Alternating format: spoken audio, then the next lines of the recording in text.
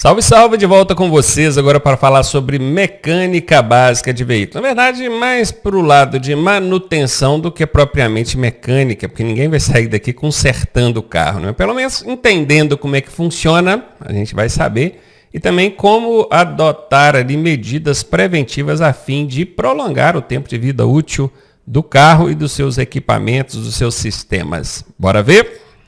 Principais partes mecânicas. Aí nós temos aqui um veículo e trouxe aqui para você separadinho as principais partes. Vamos começar aqui de cima, ó. Motor, transmissão, que é o sistema que transmite a força gerada pelo motor até as rodas, né? Aí que entra a caixa de câmbio, árvore de transmissão, diferencial e por aí vai.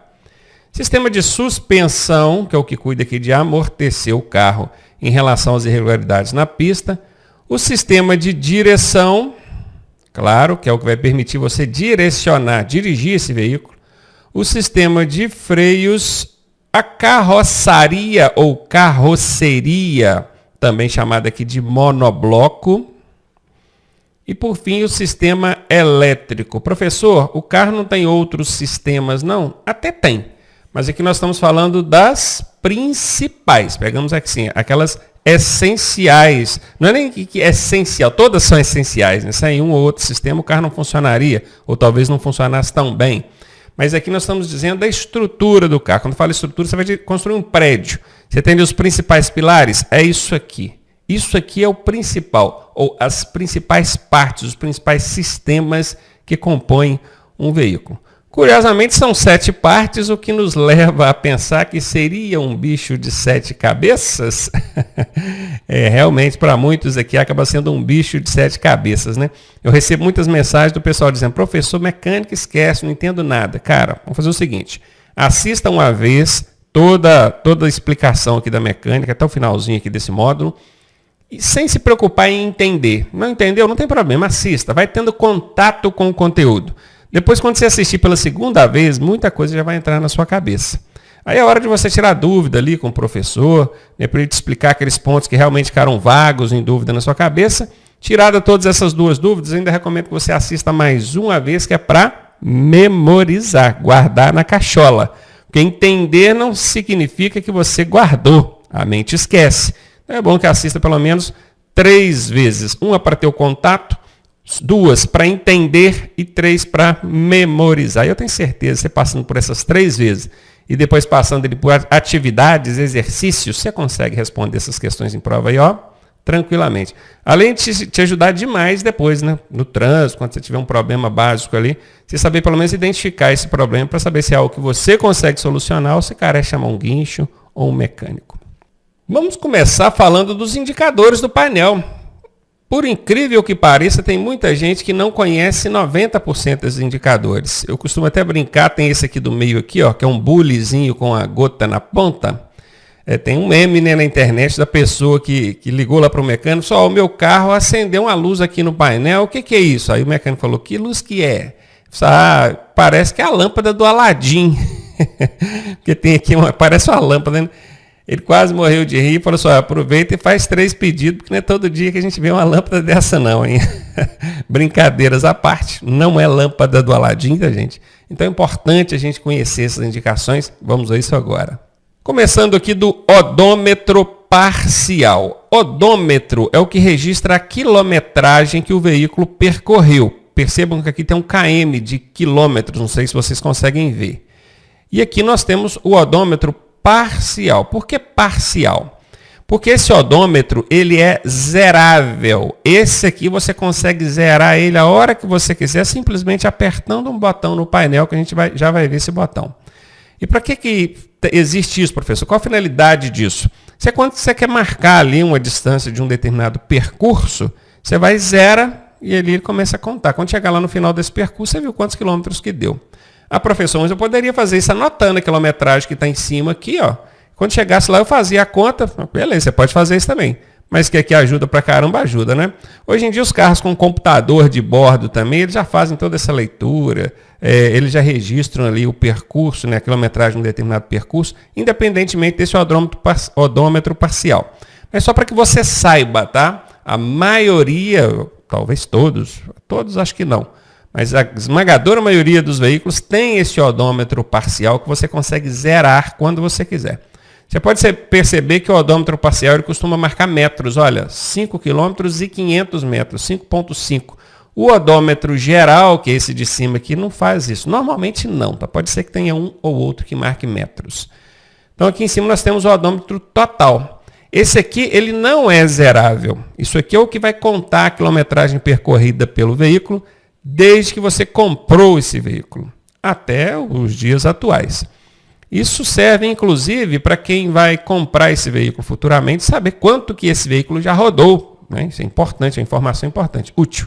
Eu sei que isso aqui é adulterável, tem gente que adultera isso, mas além de ser desonestidade, pode caracterizar até crime, tá? Crime, porque está ali adulterando um registrador do veículo com a finalidade de enganar alguém, ludibriar alguém. Então é imoral, é ilegal, nem pensar, né? E aqui nós temos o botão do zerador do odômetro, ó. Botãozinho aqui, ó. Apertou ele, esse odômetro parcial zera. O total não zera, tá, gente? Ele vai contar ali desde que o veículo rodou o seu primeiro quilômetro e para sempre. Ele não volta, não. Ele não zera, não. Isso aqui chega a 1 milhão de quilômetros, se for o caso. Nós temos aqui ainda esse relógio maior aqui, que é o velocímetro. Perceba que aqui, esse velocímetro marca por quilômetros por hora, que é o padrão de marcação brasileiro. Se você, é possível que você veja algum veículo marcando milhas por hora. Milhas por hora.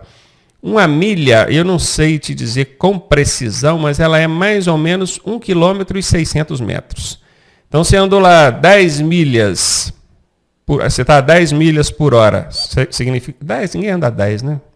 Mas vamos botar 10 aí que é para facilitar a conta. Se você está andando ali a 10 milhas por hora, significa que no padrão brasileiro você está andando a 16 km por hora. Então, é assim, eu estou te dizendo porque talvez você veja algum veículo marcando milhas por hora ao invés de quilômetros por hora. Isso é porque é um veículo importado, então você já fica ligado nisso, tá? Porque os radares aqui não marcam por milha, não, eles marcam por quilômetro. Então, tá lá, 100 km por hora é a máxima. Se você passar 100 milhas, na verdade você está passando a 160 km por hora. Cuidado com isso. Então, aqui no Brasil, a gente vai ter o padrão quilômetros por hora. E você vê aqui, ó, 0, 20, 40, 60, esse carro aqui marca até 180. Dificilmente, eu posso dizer que nas vias de circulação abertas ao público, você não vai chegar a isso aqui jamais, porque a legislação não permite. O máximo que você chegaria, eu já vi vias aí no Brasil permitindo até 120, isso com a sinalização regulamentando, né? Então, até aqui, no máximo, por padrão seria 100, 110. Mas, enfim, isso aqui é o que marca a velocidade. Isso aqui registra a velocidade? Não registra, isso não fica registrado. Isso só mostra, exibe. Uma vez que você diminuiu a velocidade ali, acabou. Já não está registrado mais aquilo que você andou, né? Aquela velocidade que você andou a quilômetros para trás. O odômetro não, ele registra, fica registrado aqui a quilometragem que você circulou. Tem aqui a indicação do farol alto. O farol alto, gente, no painel de qualquer veículo, ele é representado pela cor azul. Olhou no painel de uma moto, tem luz azul acesa ali? Pode saber que o farol está alto. No carro, numa caminhonete, num caminhão, numa carreta, qualquer veículo, você viu uma luz azul no painel, já sabe, o farol está alto, eu preciso abaixar ele aqui para não prejudicar os outros. Aqui nós temos a luz de indicador de direção, é a luz de seta, né? Tem para a direita e do outro lado aqui você vai ver para a esquerda, obviamente.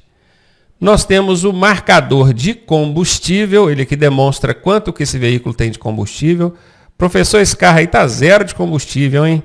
Não, ele não está zero, não é porque o motor está desligado, a chave está desligada, então ele está aqui embaixo. Ah, professor, mas está tudo aceso aí, como é que a chave está desligada? Pois é, nesse caso aqui eu concordo com você. Você está mostrando aqui hora, está mostrando aqui o digitalzinho do odômetro total e parcial, as luzes estão acesas é porque a chave está virada. E o ponteiro está lá embaixo, esse carro precisa abastecer, então esse aqui está zerado mesmo. Aqui nós temos o marcador, ou mostrador da temperatura do motor. Normalmente esse ponteirinho vai estar em cima do 90 aqui, que é a temperatura normal de funcionamento de um motor. Professor, mas é 90 graus Celsius? É isso mesmo. A temperatura normal de funcionamento do motor é 90. Se ele fica sempre abaixo de 90, e se há algum problema ali no sistema de arrefecimento, talvez uma válvula emperrada, que não está permitindo que o motor aqueça até a temperatura ideal. Isso é ruim. Porque Porque o motor trabalhando sempre frio, ele consome mais combustível, tá? Nós temos aqui ainda o tacômetro. Tacômetro, professor, nunca ouvi falar disso, tacômetro. Mas talvez você já tenha ouvido falar de contagiro, não já? Possivelmente sim. Então, contagiro é o nome popular, é o que todo mundo conhece. Mas o nome técnico, e certamente o nome que vai ser cobrado na sua prova, é tacômetro. Tacômetro ou contagiro. Deixa eu escrever isso aqui. Contagiro. Por que contagiro, professor? Porque ele faz exatamente isso. Ele conta os giros do motor. E aqui nós temos esse ponteirinho que ele vai subir, contando quantos giros esse motor está fazendo ali de funcionamento. Percebam que aqui no meio tem RPM, que é rotações por minuto. Rotações por minuto. E tem um X100, quer dizer, vezes 100. O número que estiver representado aqui, vezes 100. Então, quando esse ponteiro estiver apontando para o 10, ele está fazendo 10 rotações por minuto? Não, ele está fazendo 10 vezes 100. Ele está fazendo 1000 rotações por minuto. Costuma, ao invés de ter 10 aqui, tem só o 1. 1, 2, 3, 4, 5, entendeu? Só que aí no lugar de vezes 100 vai ser vezes 1000. Aí fica 1 vezes 1000, vai dar na mesma. A questão é a seguinte, o contagiro ele sempre vai contar 1000. Se for 10 aqui, é 10 vezes 100. Se fosse 100 aqui, poderia ser 100, seria 100 vezes 10. Ele sempre vai contar de 1000 em 1000. Então ele começa ali em 1000 giros, 2000 giros, 3, 4, 5, sempre 1000 giros. Por que eles colocaram 10 aqui vezes 100 lá? Talvez por questão de espaço. Pessoas colocassem 1000 aqui, ó, 1000, 2000, 3000, 4000, 5000, entendeu? Mas no final é a mesma coisa. A gente está falando aqui de 1000 giros. Ó, 1000 giros, 2000 giros, 3000 giros, 4000 giros, 5000 giros. O funcionamento normal de um motor fica entre 10 e 20. Arrancou com o veículo, começou a andar, ele vai ficar ali entre 10 e 20, mais ou menos trabalhando aqui, nesse ponto aqui, mais próximo do 20 do que do 10. O 10 já seria a marcha lenta dele, que é quando você tira o pé totalmente do acelerador. Ele para ali nesse 10 e fica por ali. Por que ele não zera quando o motor está funcionando? Porque se o giro dele for zero, o motor não está funcionando, né?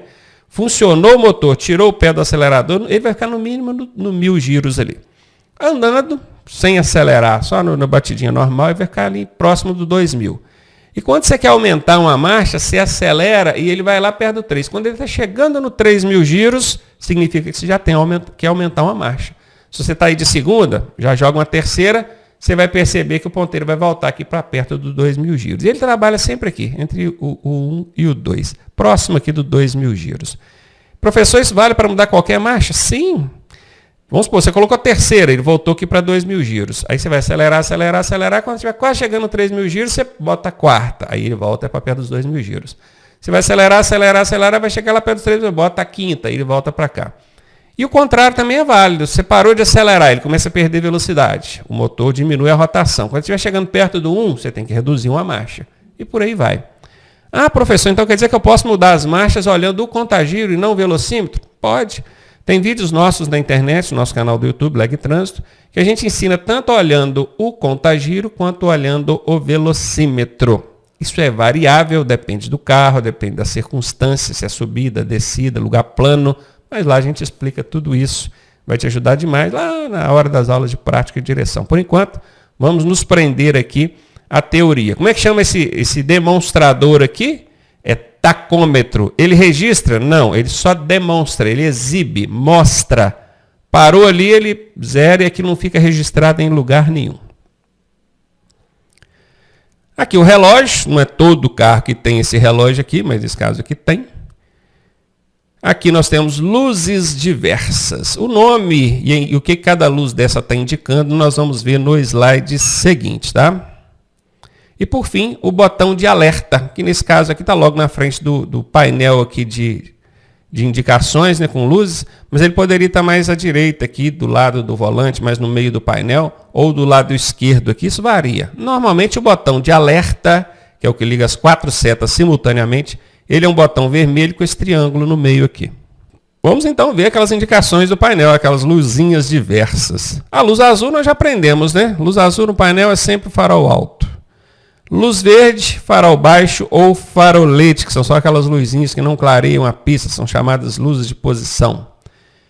E aqui, tá aqui, ó. Acabei de falar, ó a luz verde aí, ó. Pode ver que existe uma pequena diferença que no caso do farol baixo, a indicação está apontando para baixo. O farolete está apontando para frente mesmo, porém com um risco. Significa que ele não está clareando nada. Ele só está projetando a luz para frente ali, que é para os outros perceberem que você está ali. São as chamadas luzes de posição. E as luzes indicadoras de direção, seta. Nesse caso aqui, colocaram as duas no botão só, mas você já sabe, é uma para um lado, outra para o outro. A luz indicadora, né, do combustível, normalmente quando o combustível entra na reserva, essa luz aqui acende. Injeção eletrônica, que nós vamos ver melhor sobre isso mais adiante. Até falamos anteriormente em injeção eletrônica, né? Na parte de meio ambiente, foi quando eu falei que o sistema de injeção eletrônica substituiu o antigo carburador. É um sistema que faz tudo eletronicamente, entrega ali uma melhor mistura ar-combustível, economizando combustível e poluindo menos, lembra? Pois é. Os carros hoje todos são fabricados, carros e motos, com injeção eletrônica. Qualquer problema nesse sistema de injeção eletrônica vai acender a luz amarela aqui. Isso aqui é a luz do ar-condicionado e esse símbolo ele é universal, tá? Se você olhar no ar-condicionado aí da sua casa, do escritório onde você trabalha, o símbolo vai ser o mesmo. Parece uma estrelinha com um monte de ponta para todo lado. Tem a do airbag, qualquer problema no airbag, não é nem problema, às vezes você desativar o airbag, e por que eu desativaria o airbag? Por exemplo, você precisar transportar uma criança no banco da frente, uma criança no dispositivo de retenção, cadeirinha, assento de elevação, bebê conforto, tem que desativar o airbag, tá? É isso que a legislação determina. Professor, mas eu posso transportar a criança no banco da frente? Se o carro só tiver banco da frente, pode. No caso de uma caminhonete, lembra? Então tá aí. Manômetro, veja o nome disso, hein, gente? Manômetro. Manômetro, vocês vão ver esse nome em outros lugares, outros tipos de máquinas e equipamentos. Manômetro é o que mede a pressão. Pressão. Pode procurar aí na internet, você vai achar. Manômetro faz o quê, hein? Não é nem o manômetro do carro, não é qualquer manômetro. Ele mede a pressão. E nesse caso aqui, ele está medindo a pressão do óleo. Então, um bulizinho com a gota de óleo pingando aqui não é a luz do Aladim, tá, gente? Quando essa luz acender no painel, é problema no sistema de lubrificação do motor. Pode ser um filtro de óleo que entupiu, ou está muito sujo, precisa ser substituído. Pode ser que a bomba de óleo não está funcionando, não está projetando o óleo do jeito que precisa. Pode ser que o nível de óleo esteja muito baixo. Pode ser que o óleo esteja muito viscoso, ou seja, ele não é nem muito viscoso, né? Ele já está muito sujo, de maneira que ele já não está lubrificando adequadamente. Qualquer coisa que o sensor perceber que a lubrificação não está acontecendo de forma adequada, ele vai acender essa luz no painel. O termômetro mede o quê, hein? Exibe o quê? Temperatura. Nesse caso aqui vai ser a temperatura de arrefecimento do motor. Existe um sistema de arrefecimento, que a gente vai falar melhor dele daqui a pouco, tá? E essa luz está diretamente ligada a esse sistema de arrefecimento. Quando a temperatura do motor não chega no ideal, ou quando passa do ideal, e existe um problema ali, o sensor aqui percebe isso e acende essa luz no painel. Amperímetro. Amperímetro demonstra o quê? Amperagem. Amperagem está relacionada com carga de energia elétrica. Tanto que isso aqui representa uma bateria, né? Polo positivo, polo negativo, que são os parâmetros ali da bateria. O amperímetro mostra ou exibe um possível problema no sistema o sistema elétrico do veículo, sistema de amperagem aqui ou carga da bateria. Tem o botão de alerta. Nesse caso aqui nós já vimos, ele fica ali no painel. Tem o sistema de freio, o botão de freio também. Perceba que o sistema de freio, imagine que esse círculo aqui é uma roda. E do lado de fora a gente tem as sapatas que pressionadas contra o tambor da roda fazem o carro frear. Então isso aqui é o freio. E esse botão de exclamação aí no meio, professor, é uma forma de representar. Esse botão de exclamação no meio aí dessa roda, desse tambor de freio, significa freio. E aqui o freio ABS, quando o seu carro tiver freio ABS, mesmo esquema, ele tem a mesma simbologia do freio, que é o tamborzinho com as duas sapatas, só que no meio tem o símbolo ABS, que é o Anti-Blocker System, o sistema anti-bloqueio, anti-travamento. Eu quero que vocês prestem atenção no seguinte, dá uma olhada para essas luzes, aqui. Vocês estão vendo luz verde, estão vendo luz amarela, estão vendo luz vermelha. Com exceção dessa azul aqui, que é a única diferentona, as outras todas representam mais ou menos as luzes do semáforo, não é? Verde, amarelo, vermelho. Num semáforo, Acendeu uma luz verde, o que é que você faz? Segue, normal. Quando acende uma luz amarela no semáforo, o que é que você faz? Você já diminui a velocidade e fica atento, alerta, porque tem alguma coisa ali que está querendo ser exibida para você que pode representar um problema. Tem que parar imediatamente? A recomendação é que sim. Quando o sinal está amarelo, a recomendação é que a gente diminua e pare. Né? Mas em algumas circunstâncias pode seguir, se já estiver debaixo do semáforo, não é mesmo? Então essas luzes amarelas não significam assim, que você tem que fazer aquela imobilização imediata do veículo. Não. Agora, quando as luzes forem vermelhas, meu querido, essas outras aqui, ó, é igualzinho no semáforo. Acendeu a luz vermelha no painel, pare imediatamente. Se você insistir, corre o risco de você ter sérios danos com o seu veículo. Eu mesmo já tive problema com isso. Um carro meu sendo dirigido por um terceiro, acendeu essa luz aqui, ó, do manômetro. Problema no sistema de lubrificação do motor. A pessoa sabia que precisava imobilizar o carro imediatamente. Só que ela viu uma oficina a menos de 500 metros na frente. Ela olhou lá e falou, lá, oficina. Eu vou andar até lá. O carro não chegou lá. Ele fundiu o motor antes. Esse fundiu, o pessoal conhece popularmente como bateu o motor. Não chegou lá. Tá vendo? Então é igual no semáforo mesmo, gente. Luz vermelha acendeu no painel, ainda que você não saiba, que você não lembre, né? Porque saber você já está sabendo aqui. Ainda que você não lembre o que ela significa, pare imediatamente. Combinados? Bora para frente. Motor. Motor é uma máquina térmica. Por que térmica? Porque ela trabalha em alta temperatura, ele é quente, que transforma a energia proveniente de uma reação química em energia mecânica. Essa energia mecânica é também chamada de força motriz. E é exatamente isso que o motor faz. Ele transforma uma energia proveniente de uma reação química. Ele queima o combustível misturado com o ar, aquilo ali chama-se carburante, é uma mistura explosiva, e a queima daquele combustível gera energia mecânica. Energia, não é energia elétrica, gente, é energia mecânica, necessária para fazer o veículo andar, também chamada de força motriz. Eu não sei quantos de vocês tiveram a oportunidade de estudar física na escola, sei que nem todos, talvez a maioria aqui, mas nem todos. E lá a gente aprendeu sobre força motriz, energia mecânica. É força mesmo. Eu preciso de força nesse braço para poder levantar as coisas. O carro precisa de força para impulsionar, o motor precisa de força para impulsionar o carro. O meu alimento é que eu converto em força motriz, energia mecânica. Eu como as coisas, eu bebo as coisas. O carro é a mesma coisa. Qual que é o alimento dele? É o combustível, seja gasolina, etanol, GNV, o diesel, ou mesmo um carro elétrico. Ele vai transformar uma energia qualquer em força motriz ou energia mecânica. Sabendo disso, vamos conhecer o motor agora, falando de suas principais peças. Gente, o motor tem centenas de peças. Centenas. A gente vai aprender todas? Claro que não. Separei algumas 4, 5, no máximo 6 peças principais. Isso aqui é o basicão mesmo. Por quê? Porque o Detran pergunta isso em prova. E aí, perguntando, a gente tem que estar preparado para responder, né? Então, bora ver. Tem o bloco de cilindros. Esse bloco é a parte mais pesada do motor. Vou até escrever isso aqui, ó. É a mais pesada.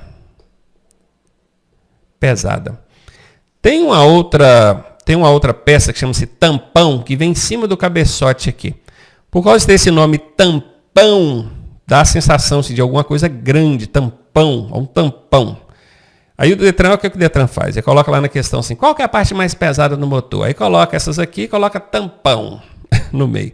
Quase todo mundo vai em tampão, porque é grande, entende que é mais pesado. Não é, tá? É grande, mas não é a mais pesada. A mais pesada é isso aqui, ó. Isso aqui é um bloco maciço, isso é pesado pra caramba, tá? Hoje esses blocos são de alumínio para quê?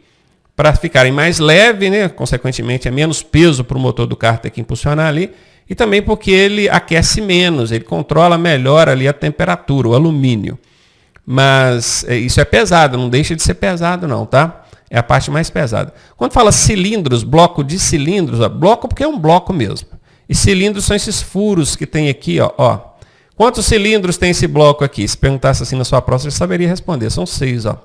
Normalmente, um carro tem 4 cilindros, tá? Hoje, já entramos aí na década dos carros 3 cilindros, né? 3 só, cara. Os carros hoje em dia... Eu tenho 2 carros aqui na minha garagem. Um tem 4 cilindros, o outro tem 3 cilindros. O padrão hoje é 3 cilindros, principalmente os carros 1.0. 3 cilindros. E antigamente, vou nem dizer antigamente, né?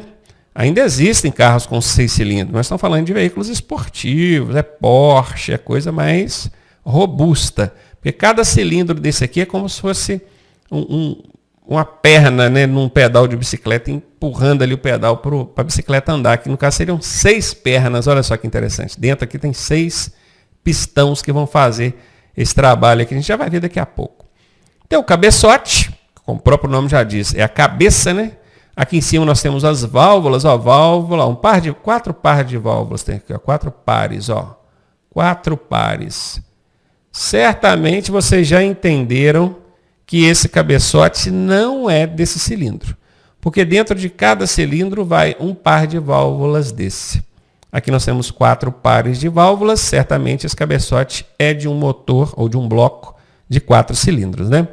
Aqui nós temos o cárter, que é o fundo do motor, é o fundo. Isso aqui é oco, é como se fosse uma tampa de lata que vai por baixo aqui do motor. O óleo lubrificante fica todo aqui dentro, ó. Ele fica todo aqui dentro. Aí tem uma bomba de óleo que puxa o óleo daqui de dentro e joga no motor. O cárter é o fundo do motor. Se você olhar debaixo do seu carro, você vai ver esse aqui preto. Aqui está vermelho, né? Não sei por que eles desenharam esse vermelho. Eu nunca vi um cárter vermelho. Mas o fundo dele aqui, na verdade, é preto. Tá? Pode ser que exista algum vermelho. Não sei se foi só para a finalidade aqui de representar. Mas também isso não é importante para nós, né? E mancais fixos. Esses mancais são calços que tem na biela ali junto ao eixo. Depois a gente vai ver mais sobre isso. E aqui a disposição dessas peças. Ó, aqui no meio nós temos o bloco. Esse bloco aqui já tem 4 cilindros. Ó. 1, 2, 3, 4. Essa parte aqui, ó. Essa parte aqui é o bloco, ó. Isso aqui. Aqui embaixo nós temos o cárter, olha o cárter, preto, do jeito que eu falei, não é vermelho assim. Ó. Aqui em cima nós temos o cabeçote, aqui é o cabeçote com as válvulas, ó, os pares de válvulas aqui, ó, dá para ver os pares de válvulas aqui, ó. Estão vendo? E cadê os mancais, professor? Eles estão aqui, ó, apoiando aqui a biela no eixo de manivelas. Professor, por que você não falou do resto das peças? Porque aqui nós estamos falando das peças fixas. Elas não se movimentam, são peças estáticas, elas ficam paradas. É o caso do cabeçote, é o caso do bloco, é o caso do cárter, é o caso desses mancais fixos. É claro que a gente tem também as peças móveis, né, gente? As peças móveis. Estamos falando das principais, tá, gente? Pistão, também chamado de êmbolo. Não é embolo, não, tá? É êmbolo. Isso parece um copo de boca para baixo, um copo de uísque, mais ou menos. Nós temos os anéis, esses aqui são anéis de segmento, anéis raspadores de óleos e anéis lubrificantes. Daqui a pouco a gente vai ver. Daqui a pouco não, já dá até para ver. Ó. Tá vendo esses frisos que tem aqui na cabeça do pistão? Ó? Aqui, ó, tem uns frisos aqui, não tem? Umas aletas. É aqui que esses anéis entram, tá? Nós temos o eixo de comando de válvulas, é um eixo, e para que ele serve? Para comandar as válvulas. Nós vimos no slide anterior que lá no cabeçote tem aqueles pares de válvula, não tem? Pois é, esse eixo que vai comandar a abertura e fechamento daquelas válvulas. Nós temos o eixo de manivelas, também é um eixo, que no caso controla aqui a subida e descida dos pistões. Daqui a pouco você vai ver isso aqui funcionando. Aqui está a biela, que é uma peça de ligação entre o eixo de manivelas e o pistão. Tá vendo essa parte menor aqui, ó? Ela prende aqui dentro do pistão, aqui, ó, nesse pino aqui, ó. E essa parte maior, ela prende aqui embaixo, aqui, ó. Ela vem aqui, prende aqui, no eixo de manivelas aqui, ó. Então, a biela é uma peça de ligação entre o pistão e o eixo de manivelas. E, por fim, o volante do motor. Professor, volante do motor. Eu achei que o motor era só dentro da cabine do veículo, onde a gente pega para dirigir. Pois é, não é. Tem o volante do motor também, vocês vão entender qual é a finalidade dele. Aqui está a disposição das peças. O eixo de comando de válvulas está aqui em cima, ele que vai lá no cabeçote comandando a abertura e fechamento das válvulas. Aqui nós temos o pistão, A biela, olha, fazendo a ligação do pistão até o eixo de manivelas, essa peça aqui é a biela, essa aqui, ó. E aqui embaixo nós temos o eixo de manivelas. E aqui na frente o volante do motor. Esse volante do motor, esse furo aqui, ó, encaixa nessa ponta aqui. Todo o giro que esse eixo gera, ele é jogado desse volante do motor e a partir daqui o sistema de embreagem pega essa força e joga para o sistema de transmissão. Caixa de marchas, eixo cardan, até chegar nas rodas. Tá complicando, né? Faz o seguinte, prenda-se por enquanto a decorar o nome das peças fixas e móveis. Só isso, só decore. Aqui eu vou explicando onde é que essas peças ficam, como é que elas funcionam, mas relaxa, por enquanto é só para você ter contato com o conteúdo. Bora avançando então. Aqui nós vamos falar de tipos de motor no que diz respeito ao alinhamento dos cilindros. Lembram que o bloco, aquela parte mais pesada, tem os furos, aqueles cilindros? Pois é. Esse bloco aqui é o chamado bloco em linha, motor em linha, porque os cilindros estão todos alinhados no bloco. Se você olhar daqui para lá, ó, você vai ver que eles estão todos alinhadinhos aqui. Olha esse outro aqui agora, o motor em V. Nós temos 3 cilindros para um lado, 3 cilindros para o outro. Por isso que ele é chamado de motor em V. E ainda existe um terceiro tipo, que é o motor boxer. 2 para um lado e 2 para o outro. Como se fosse um lutador de boxe, né? Dando soco aqui assim, ó, alternado, ó. Por isso que ele é chamado de motor boxer. Ainda existe o radial, motor radial, onde ele tem cilindro apontando para todos os lados assim, ó. Esse tipo de motor aqui, ele é muito comum em aviação. Nossa, aviação. Isso. É o famoso radial. Só mostrando aqui para fins de conhecimento. Não precisa se preocupar com isso não, tá? Motor, tempos de trabalho. O motor, o princípio de funcionamento dele parte de 4 trabalhos, 4 operações que fazem com que ele funcione. Bora ver como é que é isso? Admissão, que é no momento que ele admite a mistura explosiva para dentro do motor. Isso que vocês estão vendo aqui, ó, isso aqui, ó. Isso aqui é o cilindro. Lembra daqueles furos circulares que tem lá no bloco? Pois é, isso aqui. Essa peçazinha dourada que vocês estão vendo aqui, com esses frisozinhos, é o pistão. Lembra que nessas aletas é onde entram os anéis de raspador de óleo, lubrificação e compressão? Pois é. Aqui em cima estão as válvulas. Ó, nós temos uma válvula de admissão, que é por onde entra o combustível, e nós temos uma válvula de escape, que é por onde saem os resíduos resultantes da queima de combustível. Enfim, só para você se sintonizar aqui. O primeiro trabalho ou a primeira operação que o motor precisa executar para fazer o funcionamento dele ali é a admissão, que é admitir mistura explosiva aqui para dentro. Essa mistura explosiva também pode ser chamada de carburante. O segundo trabalho, ou a segunda operação, chama-se compressão. Perceba que no tempo de admissão, a válvula de escape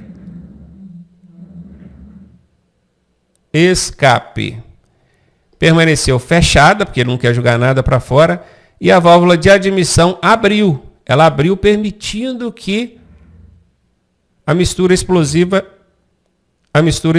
entrasse. Já no tempo de compressão, o pistão sobe, comprimindo essa mistura explosiva dentro da câmara de combustão. As duas válvulas estão fechadas, ó. Perceba a setinha, ó. Compressão, o pistão está subindo. Admissão, o pistão está descendo. A terceira operação é a explosão. É quando ocorre a explosão do combustível impulsionando esse pistão para baixo. As duas válvulas permanecem fechadas. E a quarta e última operação é o escape, onde ele quer jogar os resíduos resultantes da queima do combustível para fora. Então a válvula de escape vai se abrir. A válvula de admissão vai permanecer fechada, o pistão está fazendo um movimento para cima, que é para jogar os resíduos ali para fora. Perceberam? São 4 operações e a gente vai ver isso aí funcionando, hein? Aguenta aí que vocês vão ver que coisa linda, como é que é o negócio. O motor, Eu falei das 4 operações, né? Existem essas 4 operações no ciclo Otto. O que é Otto, professor? Não interessa, não precisa saber o que significa Otto. Saiba que ciclo Otto é um motor que funciona com base em centelhamento. Ele depende de uma centelha elétrica para explodir o combustível aqui dentro. E existe também o ciclo diesel, que não é diesel por acaso, ele está relacionado ao combustível diesel. A combustão dele, a queima, acontece por compressão, calor. Então vamos voltar aqui, ó, no ciclo Otto, que vai ser motor a gasolina ou etanol. A combustão acontece por centelha. Tem que ter uma vela provocando um centelhamento ali dentro para explodir esse combustível. No ciclo diesel não tem essa vela. E a combustão vai acontecer por compressão. Vamos ver aqui. Existe ainda, nós estamos falando aqui de ciclo Otto e ciclo diesel. Daqui a pouco eu vou explicar isso, tá, gente? Como é que é esse negócio de centelhamento, compressão, por que existe diferença do motor a gasolina ou etanol para o motor a diesel? Daqui a pouco vocês vão entender. Se você perceber, isso aqui são os cilindros, ó, o pistão trabalhando aqui. No motor ciclo de Otto, que é esse aqui, ó, Otto, esse aqui é o Otto. Ele tem vela de ignição, ó, a vela aqui, ó. Esse aqui tem um cabo de eletricidade que prende aqui. Ela provoca um centelhamento aqui dentro e explode o combustível. No diesel não tem vela de ignição. O que fica no lugar da vela de ignição aqui é o injetor de combustível, sacou? Então não tem centelhamento. Só isso você precisa saber por enquanto. Existe também a questão do motor 2 tempos e 4 tempos. O que é esse negócio de tempo? Tempo é o movimento de subida e descida do pistão dentro do cilindro. No motor de 2 tempos, ele num giro só de 360, ele já faz todas aquelas 4 operações. Então veja aqui, imagina que isso aqui é um motor de 2 tempos. Ele vai fazer, ó, uma descida e uma subida, ele já fez os 2 tempos. Ó. Impulsionou para baixo, 1 tempo. Impulsionou para cima, 2 tempos. E na verdade o motor só fez um giro de 360. Ó. 2 tempos ele faz em um giro de 360. Quando for 4 tempos, são 2 giros de 360. Então, se esse aqui é o 4 tempos, ele vai fazer uma para baixo, 1 tempo. Uma para cima, 2 tempos. Mais uma para baixo, 3 tempos. Mais uma para cima, 4 tempos. É assim que funciona. 2 giros de 360 graus, ele faz 4 tempos. Um giro de 360 graus, ele faz 2 tempos. E tanto no de 2 tempos quanto no de 4 tempos, ele faz aquelas 4 operações, que são admissão, compressão, explosão, eu escrevi uma explosão com S, explosão e escape. É porque eu pensei em escape e já escrevi o S. Admissão, compressão e explosão são aquelas 4 operações, que pode ser feita no motor de 2 tempos ou no motor de 4 tempos. Pronto, só isso aqui já foi suficiente para sair fumaça na sua cabeça, não já? Relaxa, lembra do que eu falei. Não desanima não, por enquanto só ouça, preste atenção. Depois você vai entender, isso vai encaixar na sua cabeça, fica tranquilo. Bora ver aqui então, né? Representado aqui no motor de 4 tempos, ó, 4 tempos, ó. Precisei de 4 movimentos de subida e descida para conseguir fazer aquelas 4 operações, ó. A primeira operação, que é a admissão, ela aconteceu quando o pistão desceu. Então, isso aqui foi 1 tempo. A segunda operação, que foi a compressão, foi no momento que o pistão subiu. Então, isso aqui foi 2 tempos. Segundo tempo, né? A terceira operação, que foi a operação da combustão, também chamada de explosão, o pistão desceu novamente. Então, esse foi o terceiro tempo. Vamos botar assim para a gente saber. O primeiro, segundo, terceiro tempo.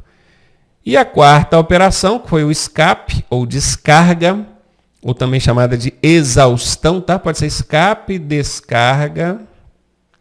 Descarga, né? Jogou para fora. Ou exaustão, tudo a mesma coisa. O pistão subiu, fazendo então o quarto tempo. Pronto, que vai ser uma forma de representar esse motor executando as 4 operações, admissão, compressão, explosão e escape, num motor de 4 tempos. O que a gente tem aqui? Agora eu vou explicar o ciclo de Otto, do tipo, o ciclo de Otto, depois o ciclo diesel e por fim o ciclo Otto de 2 tempos. Percebam que no primeiro e no segundo caso são 4 tempos e o último caso 2 tempos. Vamos ver um a um aqui para não misturar a cabeça da gente. Deixa eu só, ele terminou aqui o 4º tempo. Primeiro tempo, admitiu o combustível. Segundo tempo, comprimiu. Terceiro, explodiu. Quarto, jogou a descarga para fora. Admissão, compressão, explosão, escape. Admissão, compressão, explosão, escape. Perceba que no terceiro tempo, na explosão, a centelha funcionou. Deu a centelha, explodiu. Viu? Escape. Admissão, compressão. Olha a centelha. Puf. Explodiu, escape. Então o centelhamento ele acontece em qual tempo, hein? É no segundo ou no terceiro, na terceira operação? Eu entendo que na segunda, escape, né? A admissão, na hora que ele conclui a compressão, ele explode, ele centelha, e aí dando a explosão. É entre a compressão e a explosão. É no momento que ele precisa da explosão, é a hora que o combustível está comprimido lá em cima. Olha lá, puf, centelhou, explodiu. Jogou a descarga para fora. Admissão, compressão, centelhou, explodiu, jogou a descarga para fora. Ele admite mistura explosiva, comprime e depois joga para fora. Admite, comprime, explode e joga para fora. Ótimo. Esse foi o ciclo Otto, que é o motor a gasolina ou etanol, de 4 tempos. Ele precisou de 4 movimentos do pistão para baixo. Quer ver? Vamos contar de novo. Ele aqui está contando aqui. 1, 2, 3, 4. Ele precisou de 4 tempos. Vamos ver agora o ciclo diesel. Lembrando que o ciclo diesel não tem centelha. Ele não tem vela de ignição. Bora ver? Então deixa só ele começar aqui o sistema. Deixa eu ver a hora que ele vai jogar para fora aqui. Comprimiu, explodiu e jogou para fora. Ele admitiu, mas admitiu ar puro. Aí ele comprimiu, o bico injetor jogou combustível, ele explodiu e jogou para fora. A grande diferença é que o motor de gasolina e etanol, quando ele faz a admissão, ele admite ar com combustível, a chamada mistura explosiva. O diesel não, ele admite ar puro. Aí ele comprime esse ar puro e no terceiro tempo o bico injetor joga o combustível aqui dentro que vai explodir. Então, na hora que você vê ele na cor azul, quer ver? Vamos ver. Na hora que estiver na cor azul, ele vai admitir o ar puro. Ar puro. Comprimiu, agora o bico injetor. Injetou combustível e ele explodiu. E por fim jogou para fora. Então, aqui entra ar puro, comprime, joga combustível, explode e aqui sai o escape, exaustão. Então, aqui está a válvula de escape, aqui está a válvula de admissão. Admite ar puro, comprime, injeta combustível, explode e joga a descarga para fora. Admite ar puro, comprime, injeta combustível, explode e joga a descarga para fora. Sacou a diferença? Bora então para o 2 tempos, que é o mais complicado de todos. O motor de 2 tempos ele tem que fazer 2 coisas ao mesmo tempo. Porque o pistão ele só vai descer e subir uma vez. Não é igual no de 4 tempos, que ele desce e sobe, desce e sobe. Não, aqui ele desceu, ele faz 2 operações, subiu, ele faz mais 2 operações. Então, bora ver como é que funciona. No momento que ele subir, ele está comprimindo o combustível, ao mesmo tempo que ele está admitindo a mistura explosiva aqui. Perceba que é aqui que entra o combustível. A setinha abrindo aqui. Ela vai abrir no momento que ele está subindo. Subiu, comprimindo e está entrando o combustível. Então, ele faz compressão e admissão no movimento de subida. E no movimento de descida, quando ele descer, ele vai fazer o quê? Ele vai fazer a explosão e o escape no momento da descida. Já aprendemos isso. Ele faz 2 operações por tempo. Por isso que ele consegue fazer tudo em 2 tempos só. Outra curiosidade. Esse motor aqui, ele mistura óleo e lubrificante com combustível. Quem tem, ou já teve, ou abasteceu uma motor 2 tempos, ele sabe que tem que jogar óleo dentro do tanque de combustível, junto com o combustível. Totalmente diferente do veículo a gasolina ou etanol. Totalmente diferente. O veículo a gasolina ou etanol, ele tem o sistema de lubrificação aqui do motor, essas peças móveis precisam de lubrificação, senão o motor não funciona, né? Mas é separado. O óleo fica todo lá no cárter, no fundo do motor, uma bomba de óleo puxa aquele óleo e joga aqui dentro para lubrificar aqui. O motor de 2 tempos não. O óleo é misturado com combustível. E o que acontece quando a gente queima combustível junto com o óleo? Sai uma fumaça preta lá atrás, não é? É por isso que o motor a diesel solta aquela fumaça preta, porque o diesel é um óleo. Então, o próprio combustível já é um óleo, né? Pois é. Então, quando você mistura o óleo com a gasolina, lá na moto 2 tempos, ela está queimando gasolina e óleo. Aí sai aquela fumaça preta lá atrás. Então, essa é uma grande diferença aqui do motor 2 tempos. E lembrando que ela faz 2 operações por tempo. Do jeito que eu falei, o pistão subiu, ela está comprimindo mistura explosiva e admitindo combustível aqui embaixo ao mesmo tempo. O pistão desceu, ela está explodindo e jogando o escape ao mesmo tempo. Ó, desceu, ó, o escape aqui, ó, perceba a setinha aqui. Ó, na hora que ele descer, você vai ver a setinha jogando aqui para fora. Ó. Viu? Então, quando ele desce, ele explode e joga escape para fora. Quando ele sobe, ele comprime e admite combustível. Olha a setinha da admissão de combustível aqui embaixo. Ó. Sacou? Pronto. Vou parar por aqui, que é para sua cabeça não dar um nó. Aliás, deixa eu só mostrar aqui para vocês. Ó, um motor Otto de 4 tempos funcionando, ó. O bom dessa animação é que é tudo coloridinho, a gente consegue identificar tudo, ó. Tá vendo essas peças parecem vermelhas aqui? Isso aqui são o quê? São os pistões, aqueles que a gente chama de êmbolo. Se você ver aqui embaixo, tem um eixo cinza que está sendo pedalado por esses pistões. Esse eixo é o eixo de manivelas. Prendendo o pistão ao eixo de manivelas, nós temos essas peças azuis, que são as bielas. Essa parte azul aqui, um pouco diferente, ó, isso aqui é o bloco, ó, o bloco. Ó. O bloco tem os cilindros, são esses furos onde os pistões trabalham para cima e para baixo. Tá vendo essas peças verdinhas aqui, que fica baixando e subindo assim? Ó? São as válvulas de admissão e de escape. Válvula de admissão é por onde entra o combustível, válvula de escape é por onde sai o resíduo resultante da queima do combustível. Tá vendo essa peça roxinha aqui em cima aqui? É o eixo de comando de válvulas. Olha como é que ele funciona. Ele gira esse alto relevo dele aqui, abaixa a válvula, fazendo ela abrir. Ó. Olha que beleza. São 2 aqui, né? Um eixo para válvulas de admissão e um eixo para válvulas de escape. Tá vendo essa correia preta aqui? Ó? Essa aqui é a famosa correia dentada, que quando arrebenta, dana com o motor todo, né? Essa correia, ela faz o sincronismo dos eixos de comando de válvula com o eixo de manivelas. Por quê? Porque esses eixos aqui de cima tem que saber o momento certo de abrir cada válvula dessa, abrir e fechar. E é sincronizado com a parte de baixo, conforme aquilo que a gente já viu. Se o pistão desce precisando de puxar combustível, a válvula de admissão tem que abrir. Se o pistão sobe precisando comprimir essa mistura explosiva, esse combustível, as válvulas têm que permanecer fechadas. Professor, parece que ficam o tempo todo um abrindo alternado com a outra. Não. Se você perceber, tem um momento que ficam as 2 fechadas. Ó, um momentinho, ó, um segundinho. Por quê? Porque aqui é muito rápido, então dá a sensação de que está sempre uma e outra abrindo. Não. Tem uma hora que, por um milésimozinho de segundo, ficam as 2 fechadas. Ó.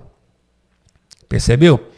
Então é isso, aqui está o motor funcionando lindamente, para você ver, ó, a correia dentada é um dispositivo que a gente precisa fazer uma manutenção periódica, isso aqui é arrebentar, desincroniza o motor, ele trava na hora, perigoso quebrar tudo aqui, tá?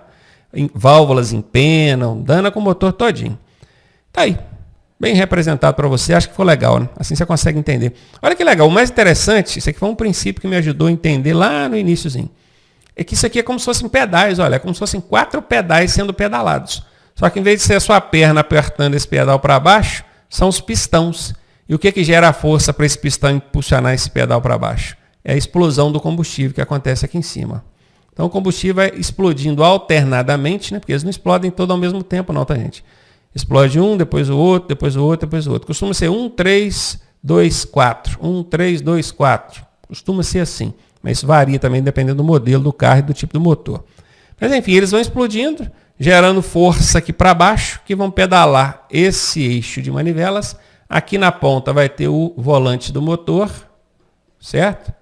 Pegando essa força aqui, ó, e jogando para o sistema de transmissão, que vai levar a força até as rodas. Tá aí, lindo! Volta na próxima aula falando mais sobre mecânica. Chega de falar de princípio de funcionamento de motor. Vamos falar agora dos sistemas e como é que a gente faz a verificação e manutenção preventiva desses sistemas.